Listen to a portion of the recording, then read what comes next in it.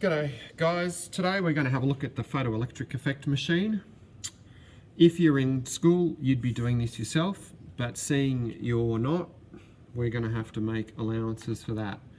So with the photoelectric effect, we know that if light from this lamp shines onto a metal, the metal will eject an electron.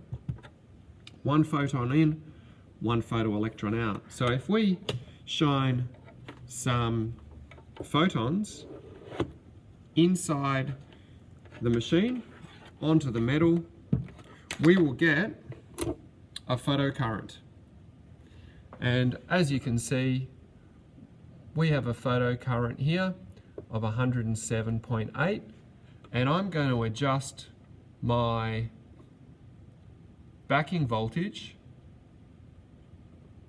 so it becomes 0. And if we stop that backing, if we use that backing voltage to stop the current,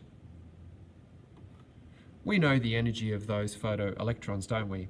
So we switch it to the backing voltage, and that is minus 1.081 volts to stop those photoelectrons. Today we're looking at two different variables. The first variable is we're going to be changing the aperture size. So the amount of light that comes in, the light intensity.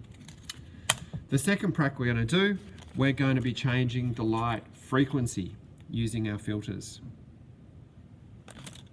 Okay, prac number 1. Let's look at changing our light intensity, and if we look at our prac sheet, it says it starts with a 7mm filter, and we should be using a green, and that's 471 nanometer light. Okay, now if we go to the photocurrent setting and then we adjust the backing voltage to stop that photocurrent, we'll see that our photocurrent's getting reduced as we increase the backing voltage or the stopping voltage until we get to 0. And then we switch this around and we can measure the stopping voltage. So that's at 7mm aperture. 10mm aperture.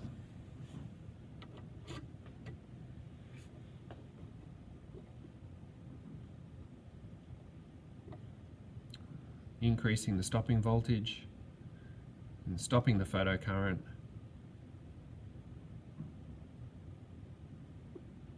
Switching it to have a look at the backing voltage.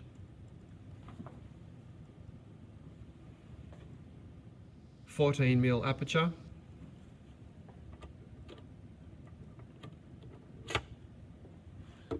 Switch it back to photocurrent, start at 0.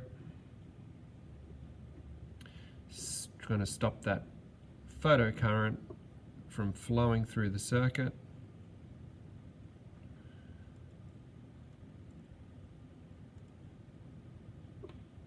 Switch it to, oh no, starting to get sensitive, 0. Switch it to our stopping voltage,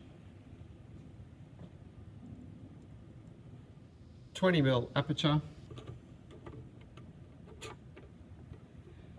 and turn it started at 0 and reduce that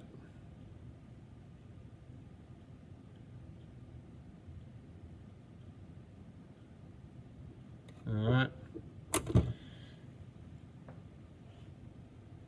so your stopping voltage for the 20mm aperture. Now, open aperture, so no aperture at all. Stop that photocurrent, increase the backing voltage. It's pretty close.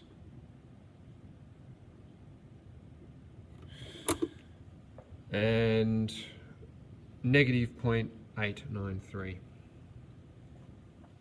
Now we're going to have a look at the effect of light frequency on stopping voltage. So in your second prac, in your part 2, in your table, we're using red, 582 nanometers. So photocurrent start at 0, we're getting a 88.6 at 0, and we'll move that backing voltage up. We'll increase it in the negative direction because that current stops the voltage stops the photocurrent flowing in the opposite direction. And we have that reading for red. Orange. Start at 0, it's off the charts. Photocurrent's too large, so we can have a look at it. 0.2, 0.3 microamps, and we'll reduce that down to 0. Yep. 0.714 for orange. Yellow. Alright, so off the charts for yellow, starting at 0.4 microamps. So increase the backing voltage. So we've got nanoamps here, so it's getting very small. We're going to stop that any photo current. So they're still getting ejected from the metal, they're just not reaching across to create that circuit. Alright, I think it's starting to get a little sensitive. There we go. 0.792. Green.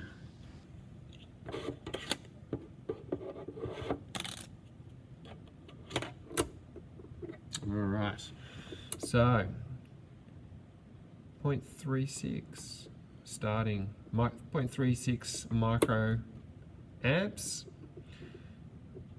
Now let's see if we can find out how much voltage this needs to stop. So looking at the green, and there we are. 0.898. 0.898 volts, negative. Blue. 432 nanometers, the wavelength, the blue light, in this case. So let's have a look. Let's increase the stopping voltage. Looks like it's increasing even more.